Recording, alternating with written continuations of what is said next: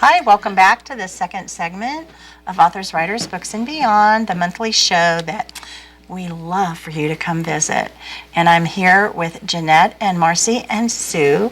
I'm going to talk a little bit before we go back, getting into some really interesting author lives here, talk about Wolf down in Ione, which is my personal doggy's groomer.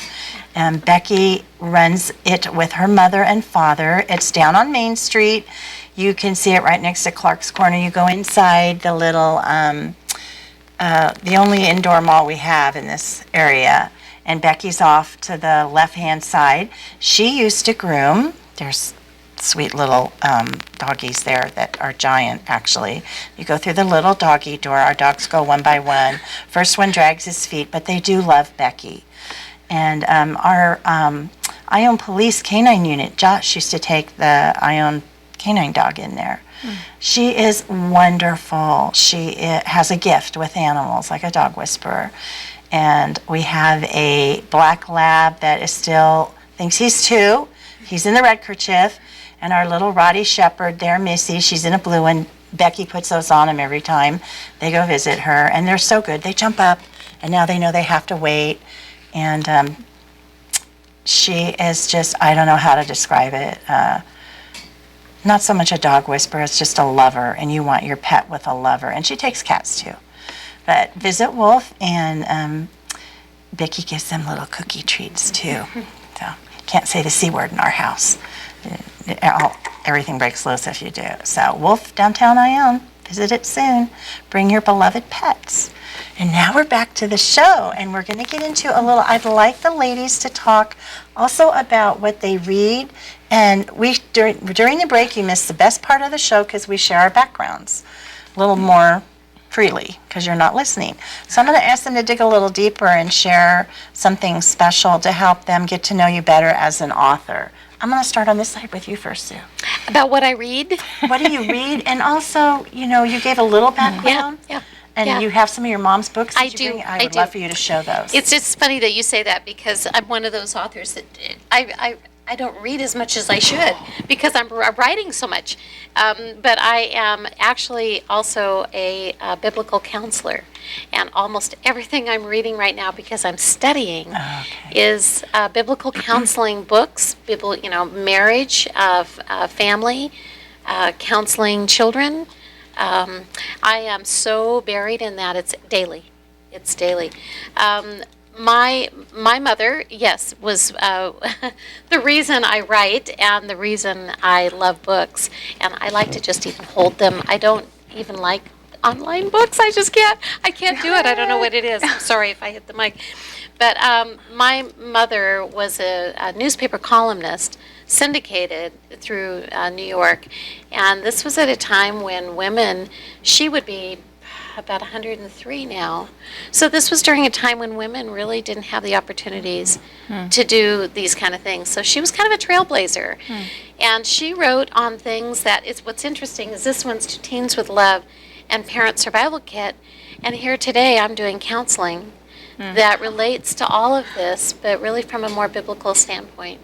And so I have actually started to go back and read some of my mother's own advice. So I'm reading this and thinking, wow, she was pretty smart. When I was a teenager, I didn't think she was smart at all. But anyway, so what I read is really eclectic. It's all over the board right now, but it's really all about family and human problems, which makes sense because it's all translated really nicely into Chicken Soup. Do you read any fiction at all? I have, and it's actually been a while. Almost everything I've been reading is nonfiction, probably over the last 5 years.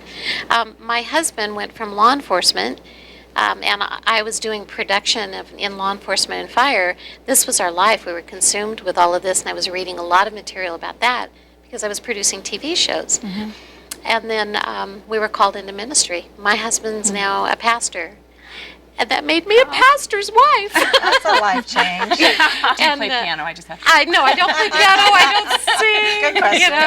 You know, I'm not quiet and demure, and you know, all of those things. And so our life, Probably a good thing. you know, I don't know. I'm told that it's okay because God doesn't call the man to be a pastor without calling the wife too, because that's sort of not proper to not go. So I am now working in a very different part of my life. So things have just shifted. It's just interesting you asked me that. And it's like, well, maybe I should go read some fantasy something. But I don't really have a lot of time to do that right now because I'm reading real life stories. We have to budget our time, don't we? We do. Yeah. We do. Wisely. Thank you Yeah, so much. And Marci. Actually, I'm probably in the same boat as Sue as far as writing and reading. I write for Guidepost magazine. I will have a story coming out in January. I also ghostwrite for them. So I helped to write Joanne Craft's story that will be coming out in January. So I write mostly articles and human interest stories. So actually that's what I read. I me read too. newspapers, I read magazines, I read online blogs, and I am reading Sarah Sundin's book, Through Waters Deep. Oh, and fiction. yeah, it's a Yeah. fiction Woohoo, book. good. One of my favorite authors. She did a great job. And Sarah and I have been friends for a long time, so it's been fun to see her books grow and see her grow as an author has been a lot of fun. So I'm reading Through Waters Deep right now. Did you go to that amazing book signing I didn't. with the swing dancing? But my aprons were there. I did Oh, make her I the line saw of aprons. Yeah, I custom made some aprons for Sarah Sundin. And that's my fiction reading, I guess. But I had a girl one time, a little girl when I was teaching swimming lessons. I think she had just redone her room. And she said, "So what does your room look like?" I'm like, "Well, have you ever been to a newspaper stand? It kind of looks like that after a tornado." So I have magazines and newspapers all over. Oh. but- Can I just add that I did read Pearlie Monroe beginning to end?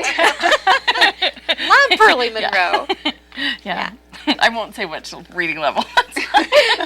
No, but I got through it really quick. And I live near Coloma, so the Yeah. whole history was just awesome. Can you give the brief real history of that? Because some of them weren't. Yes, this is and actually I just saw my mom and dad's youth leaders at church a couple Sundays ago, and she said, "I read your book and I loved it." So it is a touching story even for adults.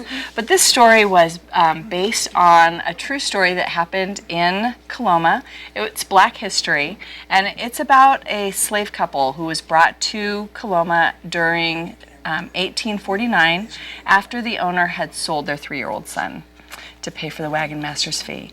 They were brought to Coloma to work for him, and then the following year, California was admitted as a free state. So they were given their freedom, and they began to work to buy their baby back. And 21 years later, the family was reunited. I loved the story so much that when I went back to Coloma and asked, can I get more information about this family? All they had was the same trifold brochure I had picked up. And there was a man who said, "Somebody needs to write that story." And I said, "I agree. I'm a writer, but I write for the newspaper, so good luck." And I walked out, and he followed me out, and he goes, "No, there's no living survivors. If you would consider writing about this family and leave a legacy for them, I will help you to get into the archive libraries." And so I wanted to write it from Pearlie's point of view because I knew that 4th graders need to take California history. So And the kids love it.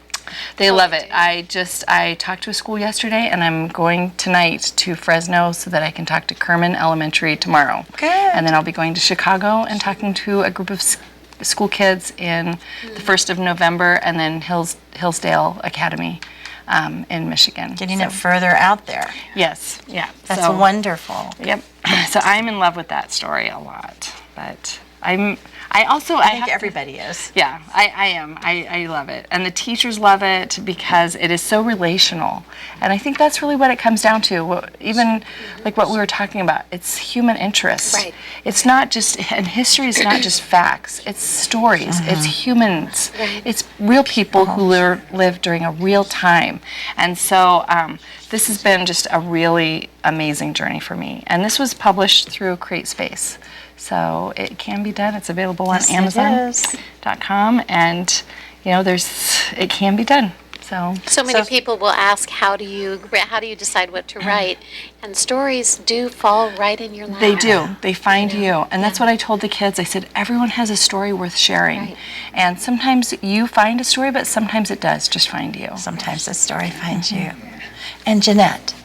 Well, I read. I actually I read a lot. I read all over the map. I love kids books. I have to get a YA fix every once in a while, because I used to write young adult. And I just finished Jenny Whitetrip's novel Flames. Flames. That was a very powerful novel, and it really. She really attacks the serious Yes, issues. she does a beautiful job of of taking issues and then putting them in the lives of characters that you can really relate to, and so I just finished that, and I think I usually have about 5 or 6 books going at once. Oh, I Wow. feel better. Wow. I do too. One in every genre, like a little stack. On your nightstand. Yes. There, yeah. It just shows you there are all kinds. Yeah, there are yes. And, I mean, I was in heaven in that bookstore today. Yes. We were Isn't just that a like, wonderful I place? love this place. And I still need to read this though. I still need to read Marci's book. I actually just found somebody to do the audiobook. He sounds he's got a deep resonating voice. Oh, perfect. Coach Bobby, I'm like, Fun. boy, Coach Bobby, have you ever thought about that? He's like, so anyway, yeah, that would be an audiobook. So if you don't read it before Coach Bobby does Okay. the audiobook, I'll send it to you. My bedroom does kind of look like yours. You said yours looks like a magazine stand that exploded. Mine Yes. looks like a bookstore that exploded. Yeah. Oh, I buy a lot of books, but they just really line the shelves until I can get They're to decorations. With too. that, we're going to have to take a break. I hate to interrupt because it's such wonderful chitter chatter. And you get to learn more about the inside life of an author. So if you want to know more, come back for the 3rd segment. And Marci has cookies. Lemon shortbread cookies. Butter. We'll see you then. Butter. You're watching Shortbread has Amador television. County's local television network,